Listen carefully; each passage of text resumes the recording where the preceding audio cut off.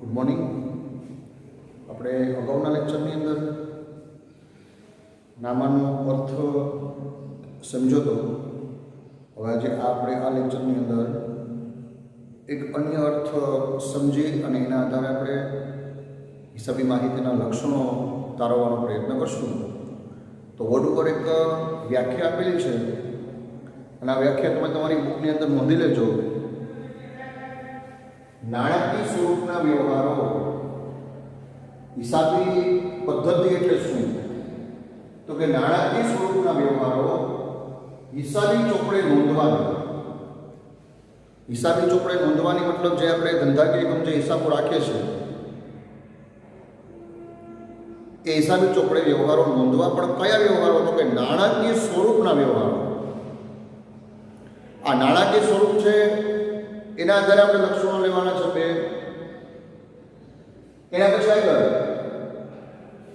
નોંધવાની માત્ર નોંધ કરવાથી કંઈ થવાનું નથી, પણ નોંધ કર્યા પછી તેનું વર્ગીકરણ અને વિશ્લેષણ કરતી. આ વ્યવહારોનું વર્ગીકરણ અને વિશ્લેષણ કરવાનું અને વર્ગીકરણ અને વિશ્લેષણ કરતી તારણો અને પરિણામો મેળવી. વર્ગીકરણ વિશ્લેષણ પરથી તારણો અને પરિણામો મેળવી તે પરિણામોનું અર્થઘટન કરવાની. તારણો અને પરિણામો મેળવવાને પણ એ પરિણામો મેળવ્યા પછીનું અર્થઘટન કરવાનું અને એનાથી પણ આગળ અર્થઘટન કરી અહેવાલો તૈયાર કરે. અર્થઘટન કર્યા પછી અહેવાલો તૈયાર કરવા. અહેવાલો વર્ષના અંતે તૈયાર થાય જેને આપણે નાણાકીય અહેવાલો તરીકે ઓળખશું. આ અહેવાલોની અંદર નફા નુકસાન દર્શાવતું પત્રક એટલે નફા નુકસાન ખાતું હોય, આર્થિક સ્થિતિ દર્શાવતું પત્રક એટલે પાકું સરવૈયું હોય, એ ઉપરાંત જો કંપની સ્વરૂપ હોય તો કંપની સ્વરૂપની અંદર સંચાલકોનો અહેવાલ હોય, ઓડિટરોનો અહેવાલ હોય, જેને પ્રકાશિત હિસાબો તરીકે ઓળખીએ છીએ. આવા અહેવાલો તૈયાર કરવાની અને અહેવાલોના આધારે આર્થિક નિર્ણયો લેવાની સમગ્ર પ્રક્રિયા છે. બરાબર. આ એક નામાની એક અલગ વ્યાખ્યા મેં તમારી સમક્ષ મૂકી છે. તો આ વ્યાખ્યા તમારે તમારી બુકની અંદર લખી લેવાની છે અને એના આધારે આપણે એના જે લક્ષણો છે એ લક્ષણો આપણે તારવવાનો પ્રયત્ન કરીશું. તો હિસાબી પદ્ધતિના લક્ષણો. હિસાબી પદ્ધતિના લક્ષણો.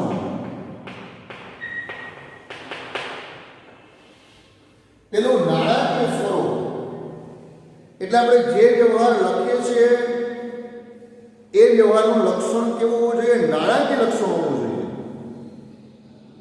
બરાબર. મતલબ એનું નાણાકીય માપદંડ હોવું જોઈએ. તો પહેલું લક્ષણ આપણે લખી શકીએ નાણાકીય લક્ષણ.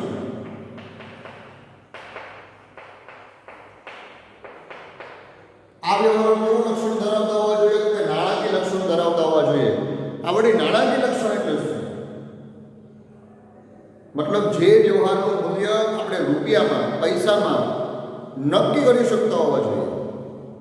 એક્ઝામ્પલ તરીકે તમે લોકો કોઈ પણ સમજો કે અલગ અલગ કંપનીનો ડેટા તમે વાપરો છો મોબાઈલની અંદર. જીઓ હોય, એરટેલ હોય, વોડાફોન હોય, આઈડિયા હોય, તો તમે એને પ્લાન લ્યો છો 299નો પ્લાન, 599નો પ્લાન. તો એ તમે પ્લાન લઈને તમે આજે મારા મોબાઈલની અંદર મારો લેક્ચર જોઈ શકો છો અને એ પ્લાન લેવાની સામે તમને એની સેવા પણ ફિક્સ હોય છે. 2 GB દરરોજના ડેટા હોય, 2 GB દરરોજનો ડેટા હોય. મતલબ તમે 299નો પ્લાન લ્યો છો તો 299 રૂપિયા તમે ખર્ચ કરો છો અને 299 રૂપિયા તમે ખર્ચ કરી અને શેની ખરીદી કરો છો? તો કે આઈડિયા કે વોડાફોન કે એરટેલ કંપની પાસે તમે સેવાની ખરીદી કરો છો. આ લક્ષણને કેવું લક્ષણ કહેવાય? નાણાકીય લક્ષણ કહેવાય. તમને ઓનલાઈન વિડીયો લેક્ચર જોવા માટે થઈને મોબાઈલ ડેટાની જરૂરિયાત છે. તો આ મોબાઈલ ડેટા કે આપણે રસોડામાં તો બનતા નથી, બાજુની દુકાને તો બનતા નથી.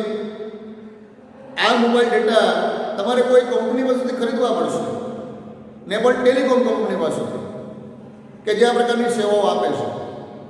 તમારી પાસે સમજો કે આઈડિયાનું કાર્ડ છે, તો આઈડિયા કંપનીનો તમે કોઈ પ્લાન ખરીદો, એની અંદર તમે દરરોજના એ પ્લાન મુજબ 2 GB 3 GB 50 GB 100 GB 1.5 GB જે પણ હોય એટલા ડેટા તમને દરરોજના વાપરવા માટે મળે છે, અને બદલામાં મતલબ એટલા ડેટાની તમને સેવા મળે છે.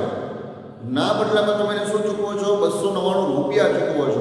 તો 299 રૂપિયાનું શું કહેવાય? નાણાકીય લક્ષણ. સમજો કે તમે 500 કિલોગ્રામ ઘઉંની ખરીદી કરો છો, 500 કિલોગ્રામ તમે ઘઉં ખરીદો છો, તો 500 કિલોગ્રામ ઘઉં ખરીદ્યા, તો 500 કિલોગ્રામ એ નાણાકીય લક્ષણ નથી, કિલોગ્રામ છે. એની જગ્યાએ તમને એમ કે 500 રૂપિયાના ઘઉં ખરીદ્યા, તો અહીંયા નાણાકીય લક્ષણ કેટલું થયું? 500 રૂપિયા થયું. સમજો કે તમે કોઈ બુક સ્ટોરમાં જાઓ છો, બુક સ્ટોરમાં જઈ અને તમે બુક્સ ખરીદો છો, તમે 1 ડઝન ચોપડાની ખરીદી કરી, 1 ડઝન એટલે 12 નંગ ફૂલ સ્કેપના ચોપડા ખરીદ્યા, તો 12 નંગ ફૂલ સ્કેપના ચોપડા ખરીદ્યા. આ નાણાકીય માપદંડ નથી. કેટલા નંગ ખરીદ્યા? 12 નંગ. આ નાણાકીય માપદંડ નથી, જથ્થાત્મક માપદંડ છે.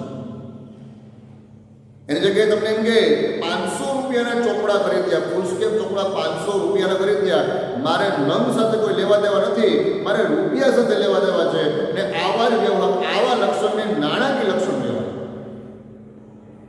મતલબ હિસાબી ચોપડે જે વ્યવહારો આપણે નોંધશું, એ વ્યવહારમાં પહેલી વસ્તુ કઈ હોવી જોઈએ? તો કે નાણાકીય લક્ષણ ધરાવતા હોવા જોઈએ.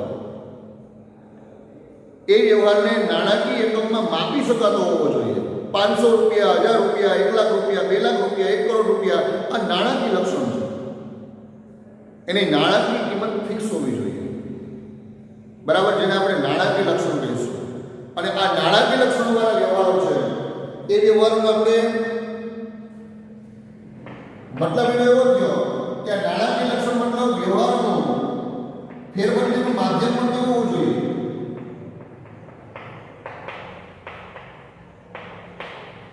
નાનું હોવું જોઈએ. એ વ્યવહારને આપણે નાણાકીય સ્વરૂપના વ્યવહારો કહીશું. નાણાકીય સ્વરૂપના વ્યવહારની અંદર આ 2 મુદ્દાઓ આવે, એક નાણાકીય લક્ષણ અને ફેરબદલીનું માધ્યમ પણ નાનું. બરાબર, આપણે કોઈ ફેરબદલી કરવી છે. એક્ઝામ્પલ તરીકે તમે એક દુકાન ચલાવો છો, અને દુકાનની અંદર એક મજૂર છે, સમજો તમે કરિયાણાની સ્ટોર્સ ચલાવો છો, અને તમારી દુકાનની અંદર એક માણસ કામ કરવા માટે આવે છે, જે તમારો એક માણસ છે, 3000 રૂપિયા તમે પગાર નક્કી થયો કે આપણે એને 3000 રૂપિયા પગાર દેવાનો છે. મહિનો દિવસે બિચારો કામ કરે, ત્યારે મહિનાના અંતે આપણે 3000 રૂપિયા પગાર આપીએ છીએ. એક દિવસના 100 રૂપિયા થયા, એક દિવસના માત્ર 100 રૂપિયા જેવો નજીવો પગાર આપણે એને ચૂકવીએ છીએ. હવે મહિનો પૂરો થયો, અને જે આપણો કર્મચારી છે, કર્મચારી આપણી પાસે 3000 રૂપિયા પગાર લેવા આવે, અને આપણે 3000 રૂપિયા એને આપી દઈએ છીએ, તો અહીં ફેરબદલીનું માધ્યમ નાનું છે. આપણે એની સેવાની ખરીદી કરી, અને બદલામાં આપણે એને 3000 રૂપિયા પગાર ચૂકવીએ. એની જગ્યાએ વ્યક્તિ એવું કહે કે મારે 3000 રૂપિયા પગાર નથી જોઈતો, પણ મને 3000 રૂપિયાની એટલી વસ્તુ આપી દે. બરાબર, એમ કે ઘઉં આપી દો, ચોખા આપી દો, ચટણી આપી દો, તેલ આપી દો, આવી વસ્તુ મને આપી દો 3000 રૂપિયાની. તો આપણે એને કરિયાણાની વસ્તુ 3000 રૂપિયાની આપીએ છીએ, અને બદલામાં આપણને 3000 રૂપિયા આપે છે. આપતો નથી, પણ 3000 રૂપિયાની સેવા આપે છે. અહીંયા પણ ફેરબદલીનું માધ્યમ નાનું છે. આપણે એની 3000 રૂપિયાની સેવા લીધી, અને બદલામાં આપણે એને 3000 રૂપિયાની વસ્તુ આપી છે. સાટા પદ્ધતિ નથી. સાટા પદ્ધતિમાં એની કિંમત ફિક્સ ન હોય, બરાબર. અહીંયા એની કિંમત ફિક્સ છે. એટલે કે ફેરબદલીનું માધ્યમ કયું હોવું જોઈએ? નાનું હોવું જોઈએ. સમજો કે હું એક શિક્ષક છું, અને મારી પાસે કોઈ શિક્ષક, કોઈ વિદ્યાર્થીઓ એક્ઝામ્પલ તરીકે ટ્યુશન ક્લાસમાં ભણવા માટે આવતા હોય, એની હું 500 રૂપિયા ફી નક્કી કરી હોય, તો એને 500 રૂપિયાની પાસેથી ફી લઉં છું, અને બદલામાં હું સેવા આપું છું, તો એ 500 રૂપિયા એ ફેરબદલીનું માધ્યમ છે. તો નાણાકીય સ્વરૂપના વ્યવહારો એટલે એક નાણાકીય લક્ષણ ધરાવતા હોવા જોઈએ, અને એ વ્યવહારોનો ફેરબદલીનું માધ્યમ પણ કયો હોવું જોઈએ? નાનું હોવું જોઈએ. બરાબર. આને આપણે નાણાકીય સ્વરૂપના વ્યવહારો કહીશું. અને આવા જ વ્યવહારો છે એ હિસાબી ચોપડે નોંધાય છે. એ સિવાયના કોઈ પણ વ્યવહારો હિસાબી ચોપડે નોંધાતા નથી. આ પ્રકારના વ્યવહારો હિસાબી ચોપડે નોંધાય છે. હવે એટલું કામ પૂરું કર્યા પછી આગળ વધી આપણે હિસાબી ચોપડે નોંધવાની તો વ્યવહારો છે, વ્યવહારો નોંધશું એ લક્ષણ નથી, પણ નોંધણી કર્યા પછી વ્યવહારોનું વર્ગીકરણ અને વિશ્લેષણ કરીએ. બરાબર. વ્યવહારો નોંધેલા વ્યવહારો છે, વ્યવહારોનું શું કરવાનું? વ્યવહારોનું વર્ગીકરણ અને વિશ્લેષણ કરવું. આ વ્યવહારનું વર્ગીકરણ અને વિશ્લેષણ એટલે શું? બરાબર. એ પણ આપણે સમજાતા પેલા વ્યવહાર સમજાયો તો વ્યવહાર એટલે બે વ્યક્તિઓ વચ્ચેની લેવડ દેવડ. સમજો કે એક્ઝામ્પલ તરીકે કોઈ બુક સ્ટોર વાળા તમારા ઓળખીતા છે, તમે એની પાસે બુક્સ લેવા જાઓ છો, 11મા ધોરણની નવનીતો ને બધું તમે લ્યો છો, આખા વર્ષની બુક્સ ભેગી લઈ લીધી, બિલ બન્યું બસ 2250 રૂપિયાનું બિલ બન્યું. તમે 11મા ધોરણની તમામ બુક્સ સ્ટેશનરીની ખરીદી કરી, બદલામાં તમે બુક સ્ટોર્સ વાળાને 2250 રૂપિયા ચૂકવો છો. અહીંયા આપણે રોકડ રકમ ચૂકવી દઈએ છીએ, તો આ વ્યવહારને આપણે રોકડ વ્યવહાર કહીશું. વ્યવહારોનો વર્ગીકરણ. હવે સમજો કે તમે 11માની બુક્સ લેવા માટે કોઈ બુક સ્ટોરમાં ગયા, 2250ની બુક્સ થઈ, મતલબ ચોપડા ને પેન્સિલ ને બોલપેન ને બધું તમે ગણો, ઇરેઝર ને આ ને તેને બધું તમે ગણો, તો 2250 રૂપિયાની ટોટલ આપણે વસ્તુ સ્ટેશનરીની આઇટમ્સ કરી હતી. એ બુક સ્ટોર વાળો તમને ઓળખે છે. તમે તમારા પર્સમાં જોયું તો 1000 રૂપિયા હતા, 1250 રૂપિયા ખૂટતા હતા. તમે ભાઈને વાત કરી કે મારી પાસે 2250 રૂપિયા નથી, મારી પાસે માત્ર 1000 રૂપિયા છે. બુકસ્ટોર વાળો તમને ઓળખે છે, તમને સામે એમ કે કાંઈ વાંધો નહીં, 1000 પણ તમે રાખો, 5 દી પછી 10 દી પછી તમે પૈસા અમને આપી જાજો. આ વ્યવહારને ઉધાર વ્યવહાર. મતલબ આપણે વસ્તુ કે સેવાની ખરીદી કરી લઈએ છીએ, પરંતુ સામે આપણે નાણાં ચૂકવતા નથી, પણ એ નાણું ભવિષ્યમાં ચૂકવવાનું છે, એ આપણી જવાબદારી ઉપર. આ વ્યવહારને ઉધાર વ્યવહાર કહેવાય, બિન રોકડ વ્યવહાર કહેવાય. તો વ્યવહારને આપણે બે રીતે વર્ગીકૃત કરી શકીએ: રોકડ વ્યવહાર અને ઉધાર વ્યવહાર. અને એના આધારે એનું વિશ્લેષણ કરવું. મતલબ ખર્ચનો વ્યવહાર, ₹4000 પગાર ચૂકવ્યો, ખર્ચનો વ્યવહાર થયો. ₹200 કમિશન મળ્યું, ઉપજનો વ્યવહાર થયો. ₹10,000નો માલ વેચ્યો, ઉપજનો વ્યવહાર થયો. ₹6000નો માલ ખરીદ્યો, ખર્ચનો વ્યવહાર થયો. બેંકમાંથી 1 લાખ રૂપિયા ઉછીના લીધા, મતલબ લોન લીધી, દેવાનો વ્યવહાર થયો. આવી રીતે જે વ્યવહારો બને છે, વ્યવહારોનું વર્ગીકરણ કરવું. ખર્ચના વ્યવહાર, ઉપજના વ્યવહાર, મિલકતની ખરીદીના વ્યવહાર, મિલકતના વેચાણના વ્યવહાર, જવાબદારી ઉદ્ભવે તેવા વ્યવહાર, આવી રીતે તેનું વર્ગીકરણ કરવું. બરાબર. માત્ર વ્યવહારો નોંધ કરવાથી કંઈ થવાનું નથી, પણ નોંધ ત્યારે કરશો કે જ્યારે વ્યવહારોનું આપણે વર્ગીકરણ કરી શકશું. અને વર્ગીકરણ પરથી શું કરવાનું છે? તો કે તારણો અને પરિણામો મેળવી એનું અર્થઘટન કરવું. બરાબર. આ વ્યવહારો છે એ વ્યવહારના તારણો અને પરિણામો પરથી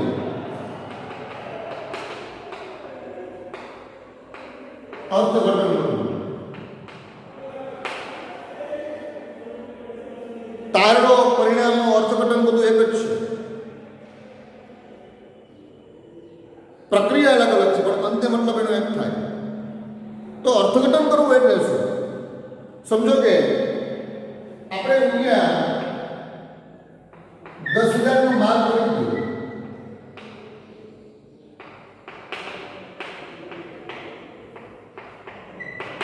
અને આ 10,000નો ખરીદેલો માલ ₹16,000માં વેચ્યો, તો 16,000 રૂપિયા આપણી ઉપજ થઈ. 16,000 રૂપિયા આપણી ઉપજ થઈ. અને આ 16,000 રૂપિયાની ઉપજ કમાવા માટે આપણે કેટલા રૂપિયાનો માલ ખરીદ્યો? તો 10,000નો માલ ખરીદ્યો. આપણે કેટલા રૂપિયાનો ફાયદો થયો? 6000 રૂપિયાનો ફાયદો થયો, 6000 રૂપિયાની ઉપજ થઈ. આને આપણે અર્થઘટન દઈશું અને પરિણામ દઈશું. નાણાકીય સ્વરૂપના વ્યવહાર હિસાબી ચોપડે નોંધવાની, તેનું વર્ગીકરણ અને વિશ્લેષણ પરથી તારણો કાઢી તારણો અને પરિણામો મેળવી તેનું અર્થઘટન કરવાની. ખર્ચના વ્યવહાર, ઉપજના વ્યવહારની નોંધ કર્યા પછી એનું જે પરિણામ મળે એ પરિણામનું આપણે શું કરવાનું? અર્થઘટન કરવાનું કે આને નફો થયો, 6000 રૂપિયાની ઉપજ થઈ. એની જગ્યાએ એવું પણ બને રૂપિયા 8000 નો માલ ખરીદ્યો,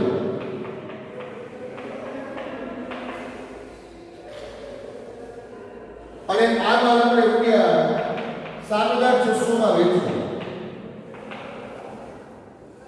આપણે ખરીદી 8000 ની કરી, પણ 2-4 મહિના નીકળી ગયા તો પણ એ વસ્તુ વેચાતી નથી. ત્યારે આ વસ્તુ આપણે 7600 માં વેચી દઈએ છીએ, મતલબ નુકસાની વેચી દઈએ છીએ. કેટલા રૂપિયાની નુકસાની થઈ? 400 રૂપિયાની. આને આપણે અર્થઘટન કહીશું, પરિણામ અને અર્થઘટન કહીશું. પરિણામ અને અર્થઘટન કરી તેના અહેવાલો તૈયાર કરવા. અહેવાલો તૈયાર કરવા એટલે શું? તો કે વર્ષના અંતે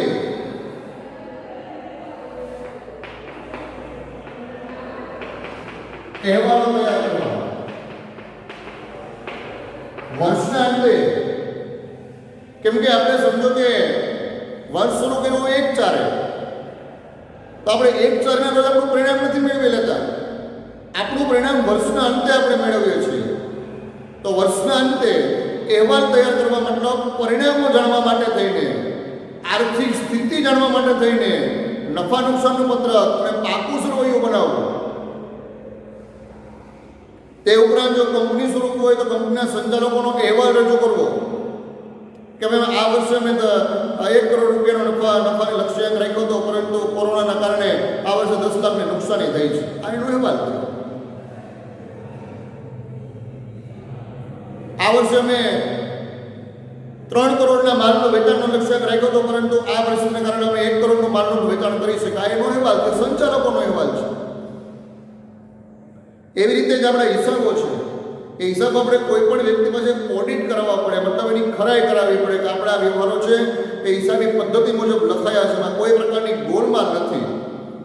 અને આ વસ્તુ કોણ કરી દે? ચાર્ટર્ડ એકાઉન્ટન્ટ કરી દે, સીએ થયેલો વ્યક્તિ. તો સીએ પણ આપણા જે વ્યવહારો છે, આપણા જે નાણાકીય પત્રકો છે, નફા નુકસાનનું પત્રક, પાકો સરવૈયાના આધારે એક ખુદ પોતાનો અહેવાલ આપશે. અને આ અહેવાલો પ્રકાશિત કરીને ધંધાના માલિકોને મોકલવા. અહેવાલો તૈયાર કરી ધંધાના માલિકોને મોકલવા, જેથી કરીને ધંધાના માલિકો છે ભવિષ્યના કોઈ પણ આર્થિક નિર્ણયો લઈ શકે. બરાબર? તો અહેવાલો તૈયાર કરવા એટલે શું? પત્રકો તૈયાર કરવા, નફા નુકસાનનું પત્રક તૈયાર કરવું, પાકું સરવૈયું તૈયાર કરવું. બરાબર? એને આપણે અહેવાલો તરીકે ઓળખશું. અને અહેવાલો તૈયાર કર્યા પછી આર્થિક નિર્ણયો લેવા.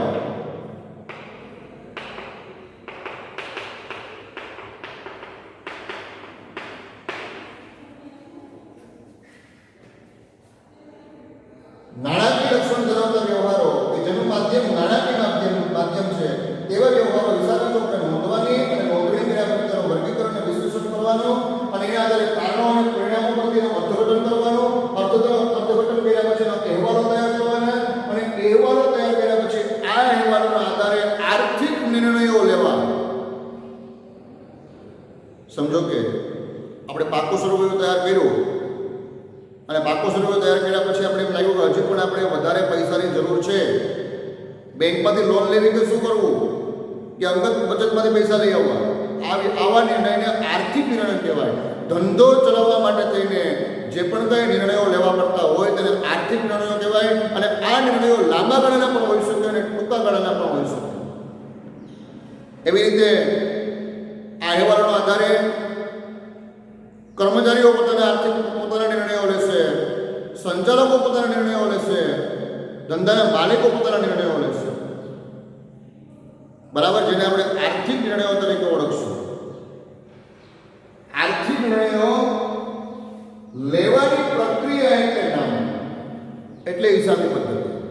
હિસાબી પદ્ધતિની અંદર આ 6 મુદ્દાઓ આવે છે અને 7મો મુદ્દો આપણે એવો લઈ શકીએ કે આપણે જે હિસાબો નોંધીએ છીએ એ હિસાબો એ માહિતી કેવી છે તો કે માહિતી જથ્થાત્મક માહિતી છે, મતલબ આંકડાકીય માહિતી છે. કેમ કે આંકડાકીય માહિતીને આપણે જથ્થાત્મક માહિતી તરીકે ઓળખશું. બરાબર, એટલે એ પણ આપણે લક્ષણ તરીકે લઈ શકીએ જથ્થાત્મક માહિતી.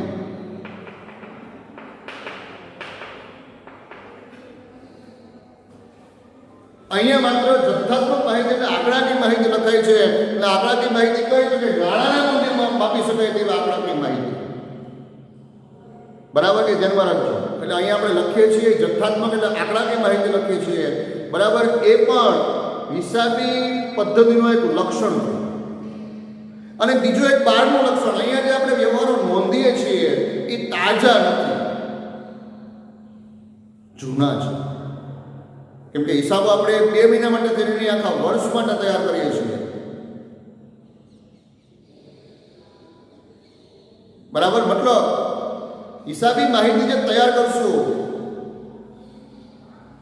એ કેવાય આંકડાકીય માહિતી છે તો કોઈ ઐતિહાસિક માહિતી છે. બરાબર, એ પણ આપણે લક્ષણ લઈ શકીએ ઐતિહાસિક માહિતી.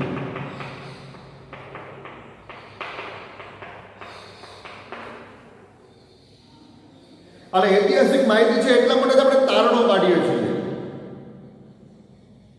બરાબર, ઐતિહાસિક માહિતી છે એટલા માટે આપણે તારણો અને પરિણામો મેળવીએ છીએ. સમજો કે આપણું વર્ષ 1/4 શરૂ થયું હોય, 1/4/19 આપણું વર્ષ શરૂ થાય તો વર્ષ પૂરું ક્યારે થાય તો વર્ષ 31/3/20 પૂરું થાય. 12 મહિના, એપ્રિલ, મે, જૂન, જુલાઈ, August, September, October, November, December 9/19 January, February, March 3/20.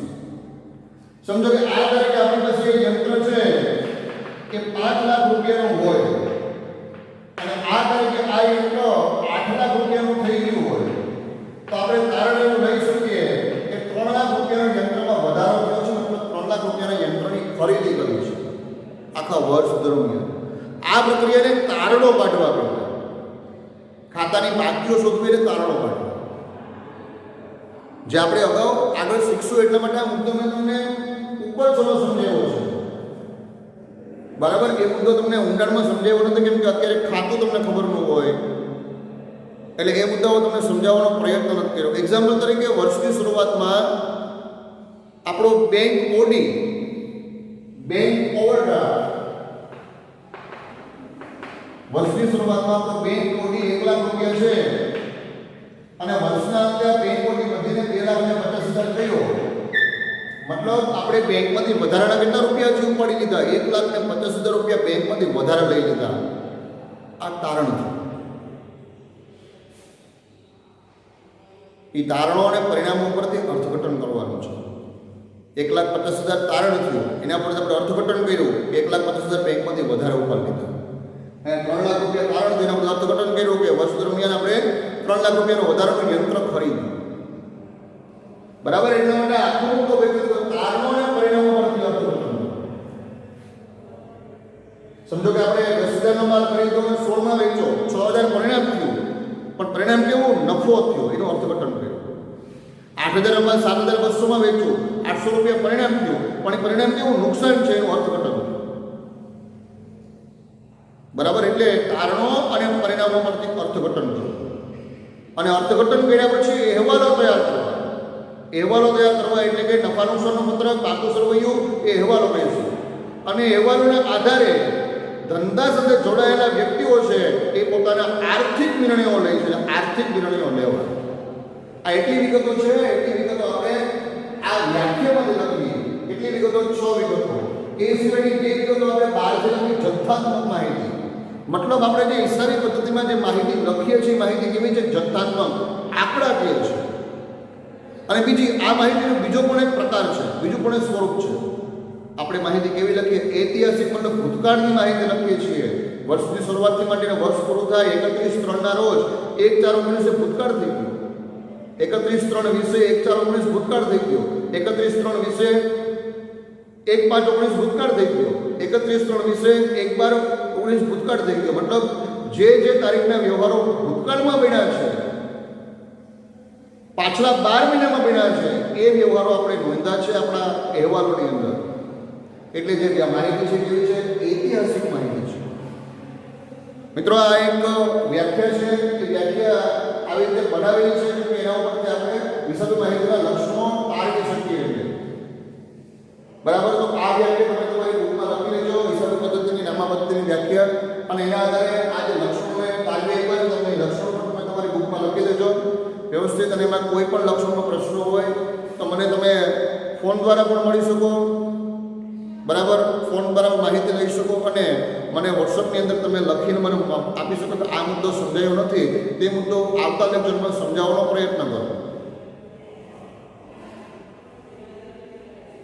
અહીંયાથી આપણે નવું શીખીએ છીએ. તો નવું શીખીએ છીએ તો એ પૂરેપૂરું વ્યવસ્થિત શીખવાનું છે. એમાં કોઈ પ્રકારની બાંધછોડ નથી કરવાની, આંખ આડા કાન નથી કરવાની.